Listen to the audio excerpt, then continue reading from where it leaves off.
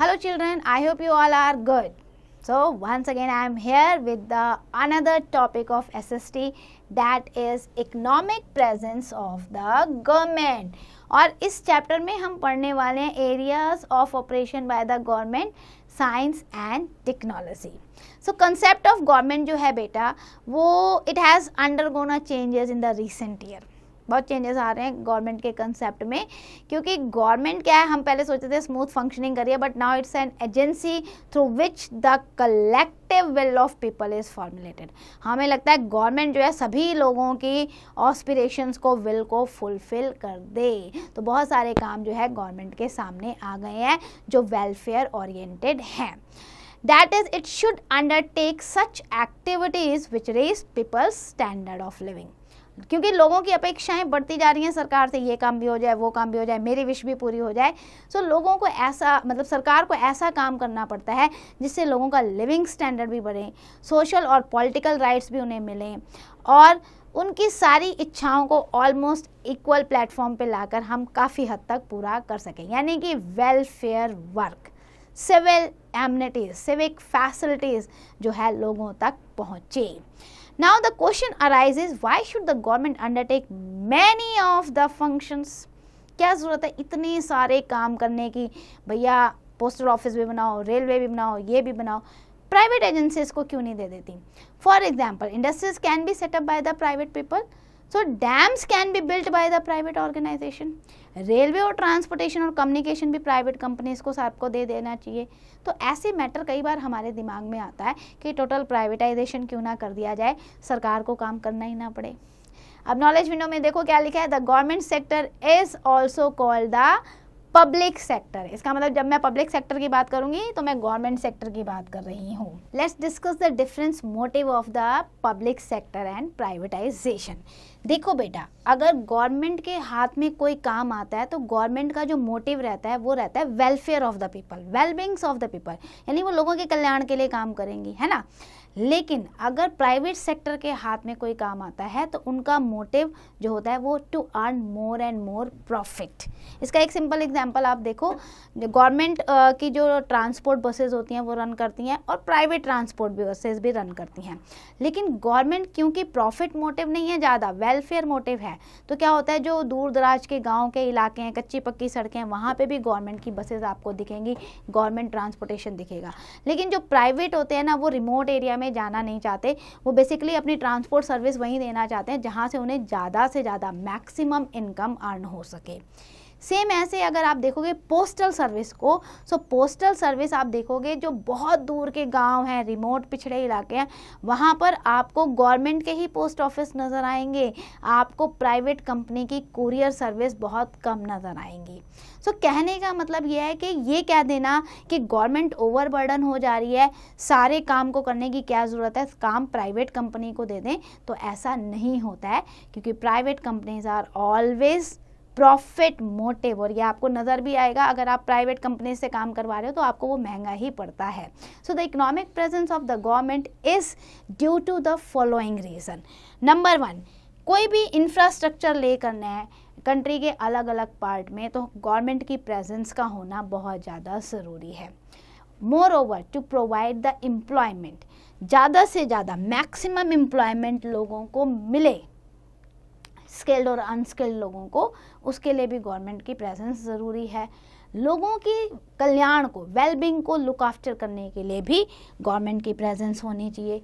To uplift the people of remote area, जो दूर दराज इलाके के लोग होते हैं ना, बेसिकली जो बहुत पिछड़े हुए हैं, जहाँ तक सर्विसेज नहीं पहुँच रही हैं, जो सोशली इकोनॉमिकली बहुत बैकवर्ड हैं, उनको आगे बढ़ाने के लिए गवर्नमेंट की प्रेजेंस ज़रूरी होती है. अब आप देखो method of operation by the government to realise the ideals of the constitution. और लोगों की जो एस्पिरेशन है, गवर्नमेंट क्या करती है, बहुत सारे स्टेप उठाती है जिससे लोगों की अच्छाई के लिए, मतलब उनके डेवलपमेंट के लिए काम हो सके। इसके लिए गवर्नमेंट ने 5 ईयर प्लान भी बनाया था जो प्लानिंग कमीशन के अंडर बनता है। और 5 ईयर प्लान में क्या होता है कि क्योंकि गवर्नमेंट जो होती है वो 5 साल के लिए आती है ना, तो उस 5 साल में वो ऐसे प्रोग्राम, ऐसी पॉलिसीज़ को सेटअप करते हैं जिससे मैक्सिमम देश को, लोगों को डेवलपमेंट कराई जा सके। They have been building the infrastructure हो गया, effecting development in different fields of national life, like dam construct कर दिए, हाईवे बनवा दिए, ब्रिजेस बनवा दी, है ना। तो इस तरीके से एक्सप्रेस वे बनवा दी, मेट्रो रेल रन करा दी। सो इस तरीके से 5 ईयर प्लान जो है आते जाते हैं।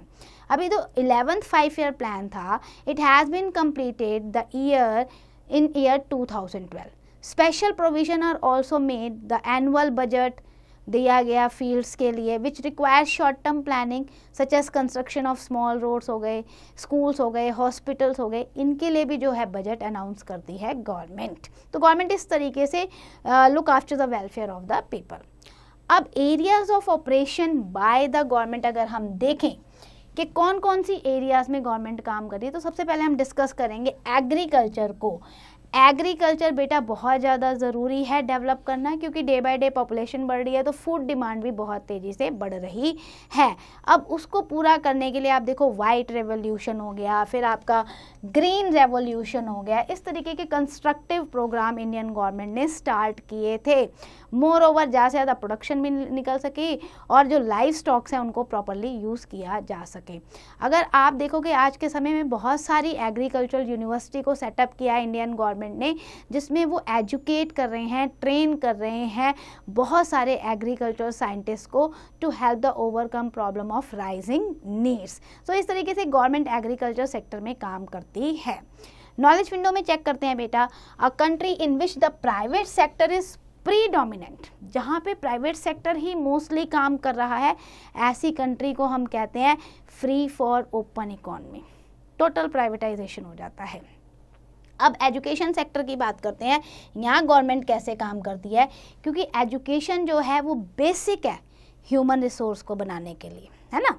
अगर ह्यूमन को रिसोर्स में कन्वर्ट करना है, उनके स्किल डेवलप करने हैं, उनका ऑलराउंड डेवलपमेंट करना है, तो एजुकेशन देना बहुत ज़्यादा ज़रूरी है। तो बहुत अटेंशन पे की जाती है कंट्री की जो पॉपुलेशन है उसको एजुकेशन देने में।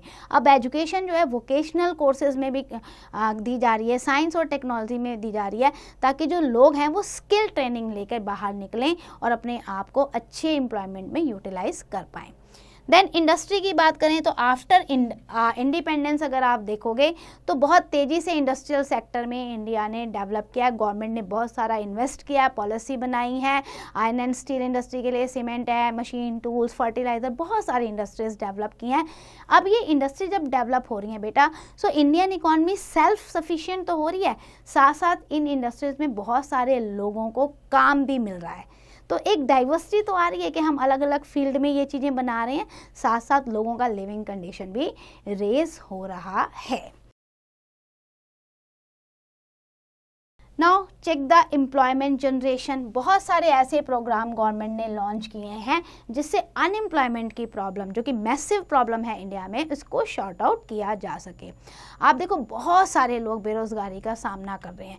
जब मैं बात करती हूँ अनएम्प्लॉयमेंट की ना बेटा, तो अनएम्प्लॉयमेंट का मतलब होता है कि ऐसे लोग, those who are willing to do the job, वो जॉब करना चाहते हैं, काम करना चाहते हैं, but they are not getting the employment, तो हम कहते हैं the person is unemployed. So many people are employed only for a part of the year, such as farmer. किसानों को देखो भाई, उनको कुछ समय के लिए काम मिलता है, हार्वेस्टिंग सीजन में मिलता है और सोइंग सीजन में मिलता है, बीच वाले सीजन में वो खाली होते हैं।